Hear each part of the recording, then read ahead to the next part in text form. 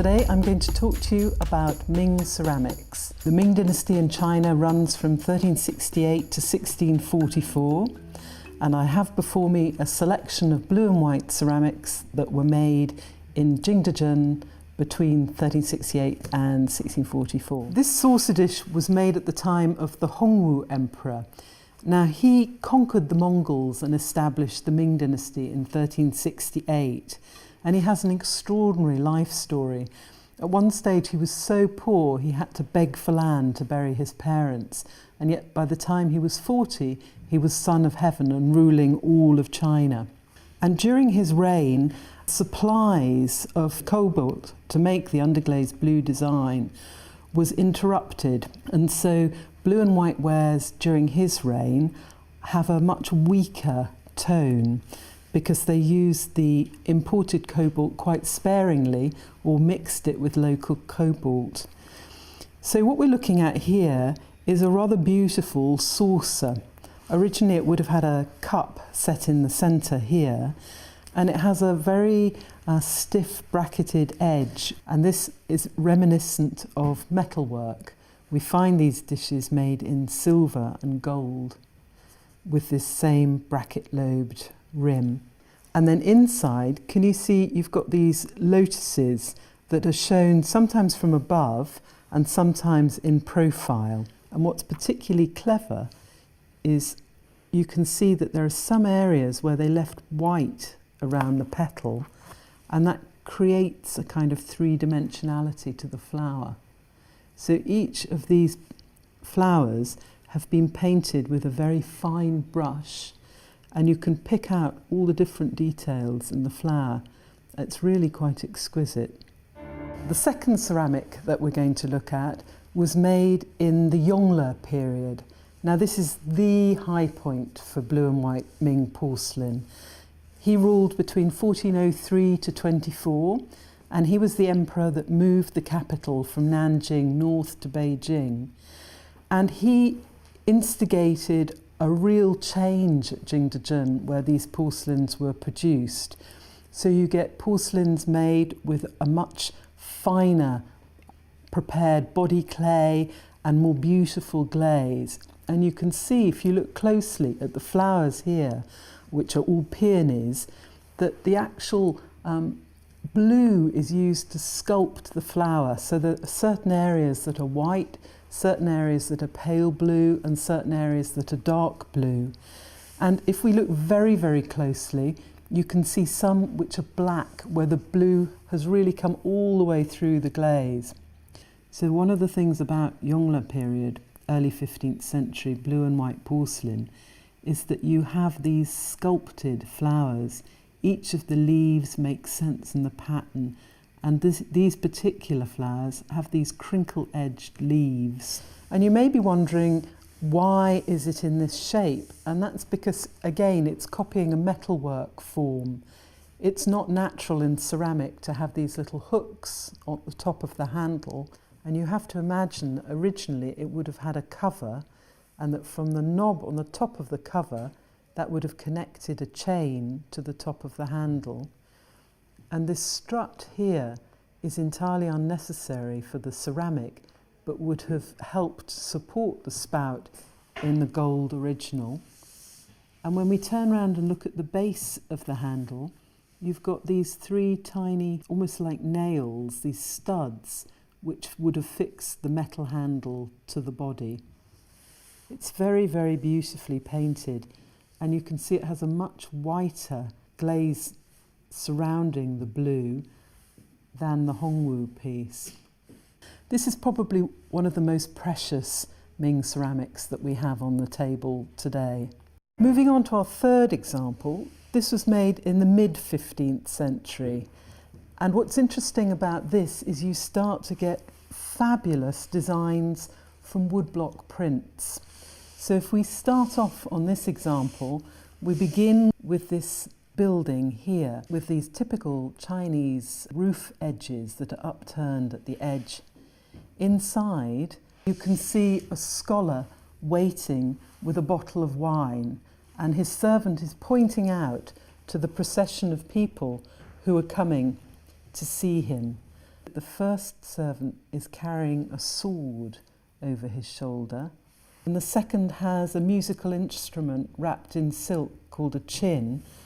After them come the scholars themselves, mounted on horseback, with these fabulous black hats that have these wings at the side.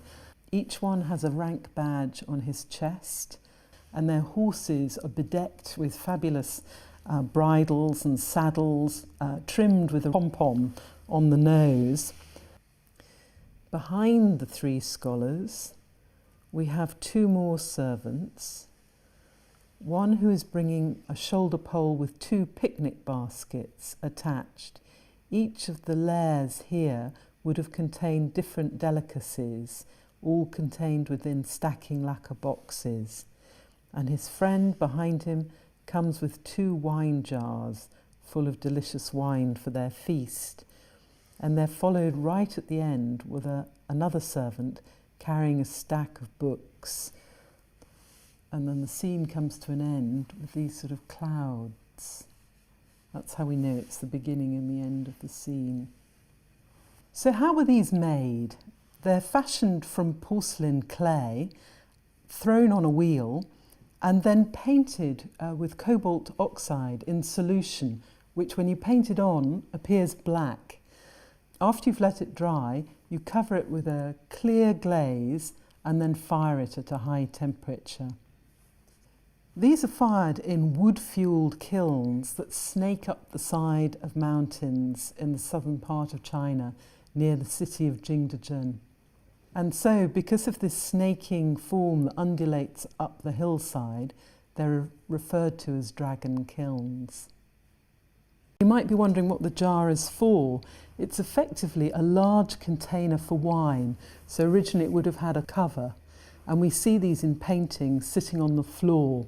And from this, wine would have been taken and then put into smaller vessels like this decanter or bottle. The next item on the table is this box, which was made for the Longqing Emperor, who really only ruled for 5 or 6 years, between 1567 and 72. So this beautiful square box is interesting because it has this pattern of 2 dragons. You can see the heads here, and then the curling bodies that run all the way through with the 5-clawed feet. And they're chasing this flaming pearl amongst the clouds. And then the edges, each edge has got a different dragon around the edge on the 4 sides. And then underneath we've got a box with 4 compartments. Again, each of the compartments is outlined with a blue line. The edges are unglazed, and then inside they're filled with glaze.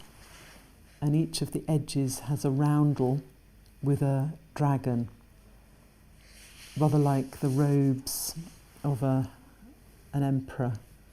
These come from textile designs, and there are 12 of them around the outside. The first piece that we've come across in the selection that has a rain mark, and yet we're always talking about mark and period Ming porcelain. The rain marks themselves are generally made up of 6 characters, sometimes of 4. The first 2 have the name of the dynasty, Great Ming. The second 2 have the name of the reign period, and then the last 2 are year and made in. So it's made in the year of, and then the particular emperor's name. Blue and white wasn't invented in the Ming dynasty. Blue and white goes much further back in Chinese history, and the first blue and white porcelains were made during the Yuan era. That's 1280 to 1368. And when we think of blue and white, we don't think of Yuan blue and white, we think of Ming blue and white, because that's the era in which blue and white porcelain came to Europe, first of all through the Portuguese and later the Dutch and the English. And when the blue and white arrived in Europe, It transformed the way people dined, and it transformed interiors. If you think of laying out a table with pewter and with wood, it's all very dark, and the ceramics at the time generally had lead glazes. So in Europe they would have been greens and browns and rather dull colours. And then along comes something like this dish, which was made for export and shipped in large quantities to Holland and Portugal and England.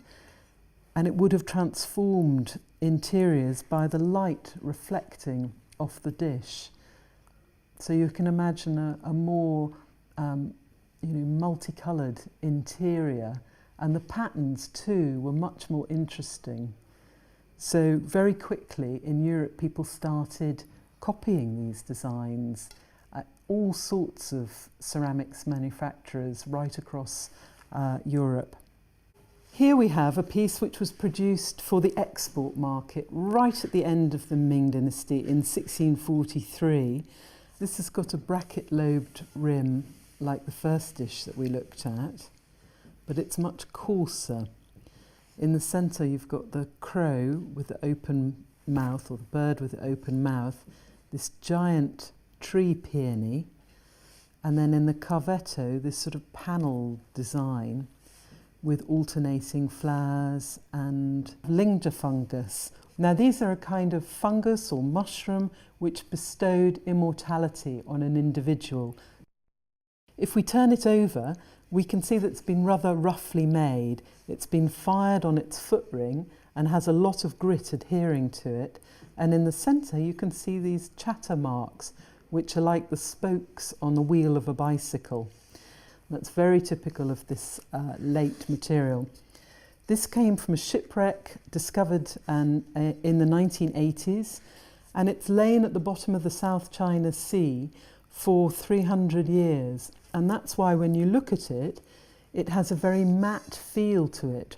We can't see the same kind of glossy glaze that we see on the earlier Ming pieces.